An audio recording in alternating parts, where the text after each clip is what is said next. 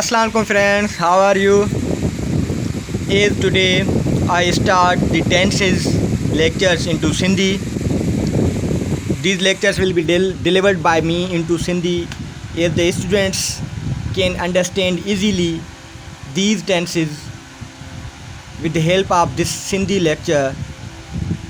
I deliver this lecture into Sindhi and the tenses because the students that cannot attend any kind of the centers, if the students he or she cannot pay the fees of the different centers, they or he she or they can also take help with the help of this lecture. They can also understand that the grammar by starting these lectures, tenses lecture into Sindhi. Okay, अॼु जॾहिं त असां lecture start था कयूं tenses जो सिंधी में, छाजे करे त उहे कैंडिडेट्स जेके सेंटर्स वग़ैरह जी फ़ीस पे अॼु नथा करे सघनि त उन्हनि जे लाइ दिस इज़ द बेनिफिशियल, इहो बेनिफिशियल आहे त जीअं उहो सिंधी में लेक्चर जी टेंसिस जो आसानी सां सम्झी सघनि। अॼु असां स्टार्ट था कयूं tenses, present to be tense, past to be tense and future to be tense. ठीकु आहे, त जीअं शागिर्द जेको सेंटर वग़ैरह ते नथो वञी सघे त काइंडली उहो हीउ लेक्चर ॿुधी करे बि पंहिंजी ग्रामर इम्प्रूव करे सघे थो। ठीकु आहे, त अॼु असां हीअ टेंसिस पढ़ंदासीं जिन्हनि में ही असांजा टेंसिस मौजूदु आहिनि, जेके मां लिखिया आहिनि present to be tense, past to be, future to be tense. ठीकु आहे, इन्हनि जो लेक्चर इहो आहे। इन्हनि लेक्चर्स जो टॉपिक्स जो असां सिंधी में लेक्चर पढ़ंदासीं त इंग्लिश या उर्दू खां अलावा सिंधी में त जीअं हर केरु आसानी सां पढ़ी सघे, present to be, past to be and future to be. ठीकु आहे, प्रेज़ेंट टू बी टेंस खे एक्शन लेस सेंटेंसिस भी चयो वेंदो आहे। To be tense means action less sentences, इन्हनि खे एक्शन लेस सेंटेंस बि चइबो आहे। यानी प्रेज़ेंट टू बी टेंस में को बि मेन वर्ब न हूंदो आहे इन में। ठीकु आहे, तंहिं जे करे असां चऊं था एक्शन लेस। हाणे present to be, past to be and future to be. Present to be जा हेल्पिंग वर्ब आहिनि is, am, are. Past to be जा वाज़ वर। ठीकु आहे, is, am, are. Past to be जा was were and future जा will be, शिल be. ठीकु आहे, प्रेज़ेंट टू बी टेंस जा helping verb is, am, are. Helping verb खे असां टू बी वर्ब भी सॾे सघूं था। Helping verb, past to be जा was were, future to be shall be and will be. Helping verb खे असां टू बी वर्ब्स बि सॾे सघूं था। ठीकु आहे, हाणे प्रेज़ेंट टू बी कंहिं बि टू बी टेंस में हिकिड़ी हूंदी आहे हालत, ॿी हूंदी आहे मौजूदगी। हालत means state and existence means मौजूदगी। ठीकु आहे, हाणे प्रेज़ेंट टू बी टेंस में असां हालत एंड मौजूदगी जा जुमिला पढ़ंदासीं। स्टेट एंड एग्ज़िस्टेंस, हालत याने जीअं त ठीकु आहे कंहिं बि टू बी टेंस में हालत ऐं मौजूदगी हूंदी आहे। प्रेज़ेंट टू बी में बि हालत मौजूदगी, पास्ट टू बी में बि हालत मौजूदगी, फ्यूचर टू बी में टेंस में बि हालत एंड मौजूदगी हूंदी आहे। हालत ते असां हिकिड़ो जुमिलो लिखूं था, जीअं ही डॉक्टर आहे। ठीकु आहे, त ही इज़ अ डॉक्टर, ही डॉक्टर आहे, इहा हिन जी हालत आहे। असां इन खे जेकॾहिं इंट्रोगेटिव कंदासीं त इज़ ही अ डॉक्टर। अगेन असां इन खे जेकॾहिं नेगेटिव कयूं त he is not a doctor. ठीकु आहे, ऐं उन खां पोइ इंट्रोगेटिव नेगेटिव बि असां इनखे करे सघूं था। साॻे तरीक़े सां मौजूदगी मतिलबु त उहे शहर में आहिनि त उहा उन्हनि जी मौजूदगी आहे। They are in the city या दे आर इन सिटी, ॿिन्ही तरीक़नि सां असां करे सघूं था, भले द न बि लॻायूं। इंट्रोगेटिव कंदासीं त आर दे इन सिटी, त छा उहे ॻोठ शहर में आहिनि, त इंट्रोगेटिव जी साइम्बोल असां लॻाए छॾी आहे। ठीकु आहे, नेगेटिव जेकॾहिं कयूं त दे आर नॉट इन सिटी, जेको सेंटेंस भले विज़िबल न आहे पर नेगेटिव ईअं कंदासीं। ठीकु, त हाणे हेल्पिंग वर्ब खे टू बी वर्ब्स बि सॼो वेंदो आहे। त टू बी वर्ब्स असांजा इज़, एम, आर आहिनि। ठीकु आहे, हालत यानी ही डॉक्टर आहे, ही अमीर आहे, ग़रीब आहे, होशियारु आहे, अंधो आहे, मंडो आहे, जॾो आहे, काणो आहे, शागिर्द आहे, उस्ताद आहे, इहे सभु जो सभु इहे शयूं हालत में अची थियूं वञनि। ठीकु आहे, हाणे जीअं असां हिकिड़ो ई जुमिलो लिखियो आहे त ही डॉक्टर आहे, यानी ही इज़ अ डॉक्टर। उनजो इंट्रोगेटिव बि कयो आहे ऐं नेगेटिव बि कयो आहे। अदरवाइज़ तव्हां इंट्रोगेटिव नेगेटिव ॿई बि करे सघो था। ठीकु आहे, जीअं ही इंट्रोगेटिव कीअं कंदासीं, जॾहिं असां इज़ खे यानी हेल्पिंग वर्ब खे अॻियां कंदासीं त जुमिलो असांजो इंट्रोगेटिव थी वेंदो, त इज़ ही अ डॉक्टर। नेगेटिव कंदासीं त इज़, एम, आर खां पोइ असां नॉट लॻाईंदासीं, जुमिलो असांजो नेगेटिव थींदो। इंट्रोगेटिव ऐं नेगेटिव ॿई कयूं त इज़ ही नॉट अ डॉक्टर। हाणे मौजूदगी में उहे शहर में आहिनि, they are in city, are they in city interrogative आहे, they are not in city उहो नेगेटिव आहे असांजो। ठीकु आहे, साॻे तरीक़े सां असां इंट्रोगेटिव नेगेटिव बि सभु कुझु इन्हनि जा ठाहे सघूं था। जी आर खे अॻियां कंदासीं त सवाली थी वेंदो, ऐं दे आर नॉट इन सिटी उहो असांजो नाकारी थी वेंदो इन में। ठीकु आहे। त हाणे असां अचूं था त पास टू बी टेंस ते, ठीकु आहे, उहे शहर में इहो करे छॾियो असां। हाणे असां अचूं था पास टू बी टेंस में, अगेन हेल्पिंग वर्ब जेको आहे या इन खे टू बी वर्ब बि सॾे सघूं था, उहे वाज़ एंड वर आहिनि। इन्हनि में बि स्टेट हूंदी आहे एंड एग्ज़िस्टेंस हूंदी आहे। स्टेट जो जुमिलो असां लिखूं था, उहे अमीर हुआ, उहे अमीर हुआ, या दिस इज़ अ स्टेट, उहा असांजी स्टेट आहे। ठीकु आहे। वाज़ कंहिंसां लॻाईंदा आहियूं सिंगुलर सां, वर लॻाईंदा आहियूं असां प्लूरल सां, असां वर लॻाईंदा आहियूं। ठीकु आहे। दे वर रिच याने उहे अमीर हुआ, वर खे अॻियां कंदासीं जुमिलो इंट्रोगेटिव थी वेंदो, वर दे रिच याने उहो इंट्रोगेटिव थी वेंदो। असां एग्ज़िस्टेंस में जेकॾहिं कयूं, ठीकु आहे, मौजूदगी ते जेकॾहिं हिननि पास टू बी जो असां जुमिलो ठाहियूं त ही क्लास में हो, ही क्लास में हो, ठीकु आहे। ही वॉज़ इन क्लास, ही क्लास में इंट्रोगेटिव थींदो, वॉज़ ही इन दी क्लास या ख़ाली क्लास इंट्रोगेटिव थींदो। यानी हेल्पिंग वर्ब खे जेकॾहिं असां अॻियां लिखंदासीं त जुमिलो असांजो इंट्रोगेटिव थी वेंदो। ठीकु आहे। को बि जुमिलो जेकॾहिं असां उन खे हेल्पिंग वर्ब खे अॻियां कंदासीं जुमिलो इंट्रोगेटिव थी वेंदो। याने वॉज़ जेको आहे वरी हिते आहे त सिंगुलर सां, वर असांजो प्लूरल सां, जीअं प्लूरल में you we and they, was जीअं असां वटि ही शी आहे या को बि सिंगुलर नालो इन में थी सघे थो। ठीकु आहे। फ्यूचर टू बी टेंस में अचूं, हेल्पिंग वर्ब या टू बी वर्ब अथसि जा शल B and will B. Shall B असां आहे ऐं वी सां लॻाईंदा आहियूं, ॿियनि सभिनी सां ही शी इट अली दे इन्हनि सां असां एज़ अ विल बी लॻाईंदासीं। ठीकु आहे। त इहे फ्यूचर टू बी टेंस जा असांजा हेल्पिंग वर्ब आहिनि इन्हनि जा, या टू बी वर्ब्स बि सॾे सघूं था असां इन्हनि खे। ठीकु आहे।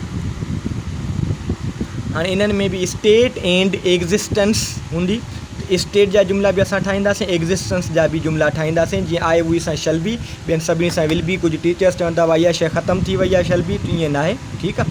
त हाणे स्टेट याने जी सुञाणप, जॾहिं स्टेट जॾहिं हालत बयानु कंदासीं फ्यूचर टू बी टेंस में, त सुञाणप जी निशानी हूंदी थींदो, थींदा, थींदसि, थींदियूं, थींदो वग़ैरह।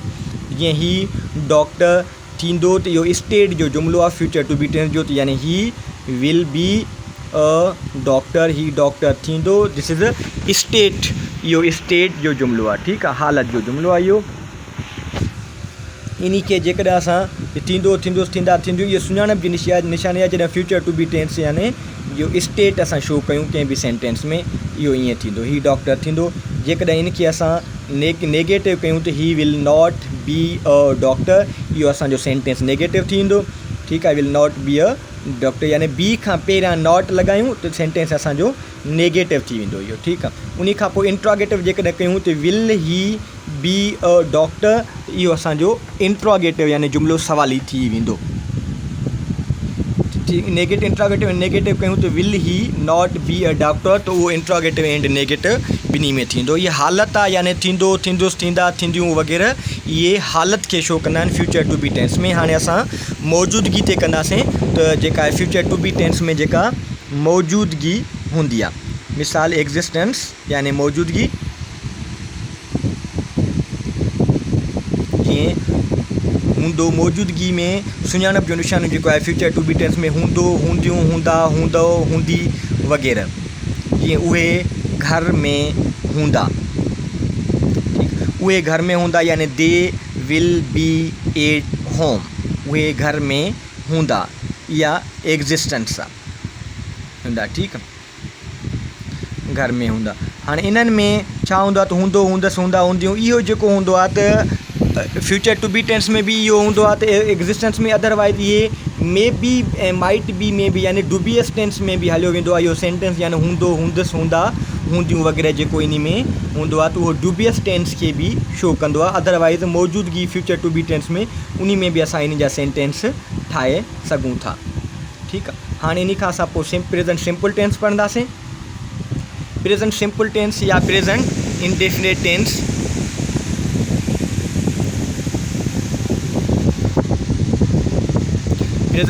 प्रेज़ेंट हेल्पिंग वर्ब कहिड़ा अथसि, do and does. Do does खे असां नॉट फॉर असर्टिव यानी बयानी जुमिले में इस्तेमालु न आहियूं कंदा। ठीकु आहे। मेन वर्ब जो फर्स्ट फॉर्म लॻाईंदा आहियूं ऐं उन खां पोइ जेको आहे मेन वर्ब जो इहो फर्स्ट फॉर्म लॻाईंदा आहियूं, डू कंहिंखे इंट्रोगेटिव करण जे लाइ यूज़ कंदा आहियूं, इंट्रोगेटिव या नेगेटिव करण जे लाइ डू असां यूज़ कंदा आहियूं I, we, you, they and plural nouns जीअं my brothers, my sisters, my friends वग़ैरह। डज़ कंहिंखे इंट्रोगेटिव नेगेटिव करण जे लाइ यूज़ कंदा आहियूं he, she, it and singular noun जीअं अली, अहमद, असलम, माई ब्रदर वग़ैरह।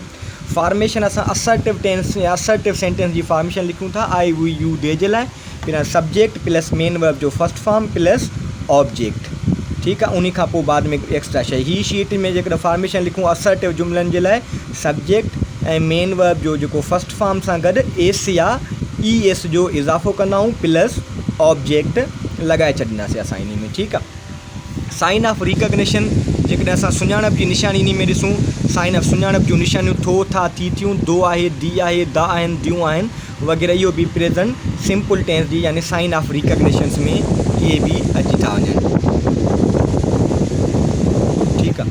त हाणे थो, था, थी, थियूं ऐं दो आहे, दी आहे, दा आहिनि, इहे घणा एतिरे ते बि हूंदो आहे त इहे हेबिचुअल टेंस खे बि शो कंदा आहिनि, यानी दो आहे, दी आहे, दा आहिनि, दियूं आहिनि, जिन में is use to, am use to या आर यूज़ टू बि असां इस्तेमालु कंदा आहियूं, पर अदरवाइज़ असां इन्हनि खे प्रेज़ेंट सिंपल टेंस में बि करे सघूं था, ठीकु आहे। जीअं आई, वी, यू, दे ते असां जुमिलो ठाहियो आहे त आई राइट अ लेटर माना आई सब्जेक्ट आहे, राइट मेन वर्ब जो फर्स्ट फॉर्म आहे, लेटर ऑब्जेक्ट आहे, यानी मां ख़त लिखां थो, मां ख़त लिखंदो आहियां त बि ॻाल्हि साॻी आहे, जीअं थियो लिखां थो हीअं लिखंदो आहियां त बि ॻाल्हि साॻी आहे। त आई राइट अ लेटर ईअं ई थींदो त मां ख़त लिखां थो, आई सब्जेक्ट आहे, राइट मेन वर्ब आहे, लेटर ऑब्जेक्ट आहे। I am write a letter इहो कॾहिं बि न थींदो, I am write a letter, ॿार ग़लती में जेको हूंदो आहे न लिखी ईंदा आहिनि त I am write a letter, जीअं आहियां खे ॾिसी करे I am write a letter करे वेंदा आहिनि त इहो सफ़ा असांजो ग़लति थी वेंदो, ठीकु आहे, यानी इन में इहो नाहे हूंदो।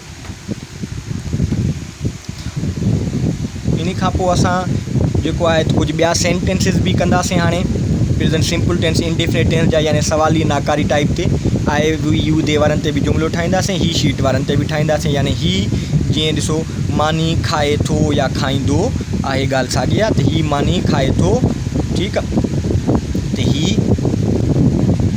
ईट्स मील, ही मानी खाए थो या ही मानी खाईंदो आहे ॻाल्हि साॻी थी वेंदी। इन में त मेन वर्ब जे पोयां एस या ई एस जो इज़ाफ़ो कयो आहे, उहो चांहि पीए थी, ठीकु आहे, पीए थी, त she takes tea, she takes tea, tea या टी, यानी उहो चांहि पीए थी, मेन वर्ब जे पोयां एस असां लॻायो छॾियो, एस या ई एस जो इज़ाफ़ो इहे कंदा आहियूं जॾहिं यानी जेको आहे त ही, शी, इट या सिंगुलर सब्जेक्ट हुजे प्रेज़ेंट सिंपल टेंस में, ठीकु आहे। हाणे अली जेकॾहिं अचे थो, अली कम्स, ठीकु आहे, हाणे एस लॻाए छॾियो अली कम्स, यानी ही शीट जे पोयां एस या ई एस, इन्हनि खे इंट्रोगेटिव हाणे कयूं, इन्हनि जे अॻियां असां डज़ लॻाईंदासीं। हाणे अली वारे सेंटेंस खे असां खणूं था त भाई इन में असां डज़ कहिड़े तरीक़े सां लॻाए इंट्रोगेटिव कंदासीं, जीअं डज़ अली कम, साइन ऑफ क्वेश्चन मार्क ॾेई छॾींदासीं, नेगेटिव कयूं त अली डज़ नॉट कम, ऐं उन खां पोइ डज़ अली नॉट कम, इहो इंट्रोगेटिव एंड नेगेटिव ॿई थी वेंदा आहिनि, ठीकु आहे। डज़ अली कम, छा अली अचे थो, Ali does not come, Ali नथो अचे, छा अली नथो अचे, does Ali not come. Does लॻाईंदासीं त एस या ई एस उहा रिमूव थी वेंदी, डज़ लॻाइण सां एस या ई एस जेका आहे उहा रिमूव थी वेंदी आहे, भले सवाली में हुजे या नाकारी में हुजे, त एस या ई एस उहा रिमूव थी वेंदी, ठीकु आहे। हाणे असां हिकिड़ो जुमिलो आई, वी वारनि मां ठाहियूं था जिन्हनि में असां डू लॻायूं, उहे पढ़नि था या उहे पढ़ंदा आहिनि ॻाल्हि साॻी आहे, इन्हनि में त दे रीड या दे स्टडी असां ॿिन्ही में करे सघूं था, ठीकु आहे। हाणे इन उहे पढ़नि था या पढ़ंदा आहिनि प्रेज़ेंट सिंपल टेंस आहे, ॻाल्हि साॻी आहे, दे रीड थींदो, त इन्हनि खे इंट्रोगेटिव कयूं त डू दे रीड, त छा उहे पढ़नि था, नेगेटिव कयूंसि त दे डू नॉट रीड, यानी उहे नथा पढ़नि, इहो नेगेटिव थींदो, इंट्रोगेटिव नेगेटिव कयूंसि त डू दे नॉट रीड, छा उहे नथा पढ़नि, ठीकु आहे। त इहो इन्हनि जो interrogative negative and interrogative affirmative सेंटेंसनि जा थी विया प्रेज़ेंट सिंपल टेंस जा, ठीकु आहे। दे रीड लॻाए छॾियूं इन्हनि में, ऐं उन खां पोइ दे डू रीड, यानी इम्फेटिक जेकॾहिं असां इन्हनि जो कयूं त बि इम्फेटिक में बि डू ऐं डज़ असां लॻाईंदा आहियूं, जीअं दे डू रीड, यानी उहे सचपच पढ़नि था, ठीक आहे, त उहे इम्फेटिक में थी वेंदो आहे, पर इम्फेटिक मोस्टली घटि यूज़ कयो वेंदो आहे। अदरवाइज़ इम्फेटिक में बि डू ऐं डज़ लॻाईंदा आहियूं। दे डू रीड यानी दे सच पढ़नि था। हाणे असां पास्ट सिंपल टेंस ते यानी पास्ट इंडेफिनिट टेंस ते अची विया आहियूं। पास्ट सिंपल टेंस ठीकु आहे, हेल्पिंग वर्ब डिड जेको नॉट फॉर असर्टिव यानी जंहिंखे बयानी जुमिले में इस्तेमालु नाहे कबो ऐं नाहियूं कंदा। मेन वर्ब जो सेकंड फॉर्म लॻाईंदा आहियूं जेको बयानी जुमिले में ई इस्तेमालु कंदा आहियूं। ठीकु आहे, छो त डिड लॻाईंदासीं त सेकंड फॉर्म ख़तमु थी वेंदो, पोइ असांजो फस्ट फॉर्म ई लॻंदो इन में। ठीकु आहे, डिड भली सवाली में हुजे या नाकारी में हुजे, डिड नॉट हुजे, डिड किथे बि लॻी वञे त सेकंड फॉर्म ख़तमु थी वेंदो, असांजो मेन वर्ब जो फस्ट फॉर्म अप्लाई थींदो इन में। ठीकु आहे, हाणे असां अचूं था फॉर्मेशन ते। सब्जेक्ट ठीकु, मेन वर्ब सब्जेक्ट। ठीकु आहे, ये फॉर्मेशन जेका आहे असर्टिव सेंटेंसिस जे लाइ आहे, सवाली ना करे इंट्रोगेटिव नेगेटिव जे लाइ नाहे। त subject main verb second form plus object. Science of recognition सुञाणप जूं निशानियूं, यो या यी यूं, खाधो खाधी खाधा खाधियूं वग़ैरह, ॾिठो ॾिठी ॾिठा ॾिठियूं वग़ैरह, पीतो पीती पीता पीतियूं वग़ैरह। ठीकु आहे, इन्हनि में जेका आहे जीअं मां ख़त लिखियो यो या यूं ते, ऐं खाधो उन्हनि मानी खाधी।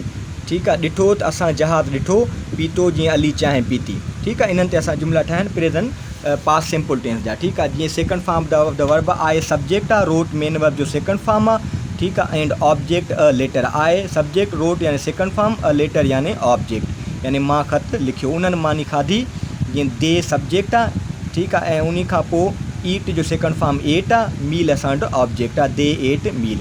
असां जहाज़ ॾिठो, वी सा इन एरोप्लेन, वी सब्जेक्ट आहे, सी जो सेकंड फॉर्म सा आहे, एरोप्लेन ऑब्जेक्ट आहे। ठीकु आहे, वी सा इन एरोप्लेन। अली चांहि पीती, अली टुक टी, टी टेक जो सेकंड फॉर्म टुक आहे त अली चांहि पीती। ठीकु आहे, हाणे असां इन्हनि जो इंट्रोगेटिव नेगेटिव जेकॾहिं हिते ई कंहिं हिकिड़े सेंटेंस खे कयूं त इंट्रोगेटिव नेगेटिव यानी डिड लॻाईंदासीं त असांजो जुमिलो सवाली थी वेंदो, ऐं फस्ट फॉर्म लॻाईंदासीं सेकंड फॉर्म रिमूव थी वेंदो। जीअं त आई रोट अ लेटर, त did I write a letter, छा मां ख़त लिखियो। ठीकु आहे, did I write a letter interrogative यानी छा मां ख़त लिखियो। डिड लॻाइण खां पोइ असां छा कंदासीं, मेन वर्ब जो फस्ट फॉर्म लॻाईंदासीं, सेकंड फॉर्म जेको आहे मेन वर्ब जो उहो असांजो रिमूव थी वेंदो। त did I write a letter, write जो रोट जो second form, wrote second form आहे, फस्ट फॉर्म असां राइट लॻायो आहे हिते। त did I write a letter यानी डिड लॻण खां पोइ मेन वर्ब जो सेकंड फॉर्म लॻाइण ख़तमु थी वेंदो, मेन वर्ब जो फस्ट फॉर्म लॻाईंदासीं। नेगेटिव कयूं त बि सेकंड फॉर्म ख़तमु थी वेंदो, जीअं I did not write a letter यानी वरी बि डिड नॉट लॻी वियो, रोट न लॻायो, असां राइट लॻायो आहे। इंट्रोगेटिव एंड नेगेटिव ॿई कयूं त did I not write a letter, त छा मां ख़त न लिखियो, इहो इंट्रोगेटिव एंड नेगेटिव आहे। अगेन सवाली ना करे कुझु बि हुजे, डिड लॻण खां पोइ सेकंड फॉर्म ख़तमु थी वेंदो, असांजो first form of the verb in में इस्तेमालु थींदो। ठीकु आहे, इम्फेटिक में बि असां पास्ट सिंपल जे इम्फेटिक में बि असां डिड लॻाईंदा आहियूं, जीअं I did write a letter, मां सचपच ख़त लिखियो, त इहो बि असांजो जेको आहे त पास्ट सिंपल में इहो थी वेंदो आहे असांजो। त did I did write a letter, मां सचपच ख़त लिखियो, आई डिड ईट मील, मां सचपच मानी खाधी। ठीकु आहे, फ्यूचर सिंपल टेंस ते अची विया आहियूं असां। फ्यूचर सिंपल टेंस जंहिंजा हेल्पिंग वर्ब आहिनि शल एंड विल। ठीकु आहे, शल खे असां आई ऐं वी सां शल लॻाईंदा आहियूं, ॿियनि सभिनी सां विल लॻाईंदा आहियूं, जीअं फ्यूचर टू बी टेंस में असां पढ़ी आया आहियूं। उन खां पोइ मेन वर्ब जो फस्ट फॉर्म लॻाईंदा आहियूं, वी वन या प्रेज़ेंट फॉर्म बि चई सघूं था फस्ट फॉर्म खे असां। ठीकु आहे, उन खां पोइ आहे formation subject helping verb main verb first form plus object. इन में छा आहे त प्रेज़ेंट सिंपल में पास्ट सिंपल में जी असर्टिव वारी फॉर्मेशन में असां हेल्पिंग वर्ब न लॻाईंदा हुआसीं, पर फ्यूचर सिंपल में फॉर्मेशन में सब्जेक्ट खां पोइ असां हेल्पिंग वर्ब लॻायूं था। ठीकु आहे, पास्ट ऐं प्रेज़ेंट सिंपल में हेल्पिंग वर्ब बयानी जुमिलनि में न लॻाईंदासीं, हिननि में लॻायूं था। साइन ऑफ रिकग्निशन सुञाणप जूं निशानियूं, दो दा दी दियूं, दासें दस दियूंसें जे वग़ैरह, इहे सभु जो सभु जेके sign of recognition of future simple tense में इहे सभु असांजा अची वेंदा फ्यूचर सिंपल टेंस में। ठीकु आहे, जुमिलो आहे ही ख़त लिखंदो। ठीकु आहे, त he will write a letter, he subject आहे, हेल्पिंग वर्ब विल आहे, मेन वर्ब जो फस्ट फॉर्म राइट आहे, ऑब्जेक्ट जेको आहे असां वटि अ लेटर आहे। त ही ख़त लिखंदो, मां शहर वेंदुसि, त आई शैल गो टू यानी सिटी, यानी मां शहर वेंदुसि या वेंदुसि, इहो ठीकु आहे, टू द सिटी बि करे सघूं था, द लॻायूं न लॻायूं एॾो इशू न आहे इहो, मां शहर वेंदुसि। ठीकु आहे, दो दा दी दियूं, दासें दियूंसें ते फ्यूचर सिंपल टेंस आहे। बाक़ी दो आहे दी आहे द आहिनि उहो प्रेज़ेंट सिंपल टेंस थींदो आहे, बाक़ी ख़ाली दो दा दी दियूं फ्यूचर सिंपल टेंस आहे। हिननि खे इंट्रोगेटिव करण जे लाइ हेल्पिंग वर्ब खे अॻियां कंदासीं त जुमिलो असांजो इंट्रोगेटिव यानी सवाली थी वेंदो। जीअं will he right a letter, will he right a letter, ठीकु आहे। उन खां पोइ शल आई गो टू द सिटी, छा मां शहर वेंदुसि ऐं छा ही ख़त लिखंदो, इहे असांजा इंट्रोगेटिव में थी विया। इन्हनि में हेल्पिंग वर्ब खे अॻियां कयूं, पोइ सब्जेक्ट लॻायूं, पोइ मेन वर्ब जो फर्स्ट फॉर्म लॻायूं, पोइ ऑब्जेक्ट लॻायूं, the sentence will be into छा में थी वेंदो, त इंट्रोगेटिव में थी वेंदो, ठीकु आहे। ऐं नेगेटिव में he will not write a letter, I shall not go to, इहो सेंटेंस असांजो नेगेटिव में थी वेंदो। त इंट्रोगेटिव नेगेटिव अहिड़ी तरह। अदरवाइज़ विल ऐं शल जेको आहे इम्फेटिक में इंटरचेंज करे असां यूज़ कंदा आहियूं, त विल कंहिंसां लॻायूं, शल कंहिंसां लॻायूं, त उहो जुमिलो असांजो इम्फेटिक में थी वेंदो। इम्फेटिक अदरवाइज़ मोस्टली यूज़ न आहियूं कंदा, एतिरे ताईं असां। अदरवाइज़ उन खां पोइ जेको आहे थैंक यू, अल्लाह हाफ़िज़।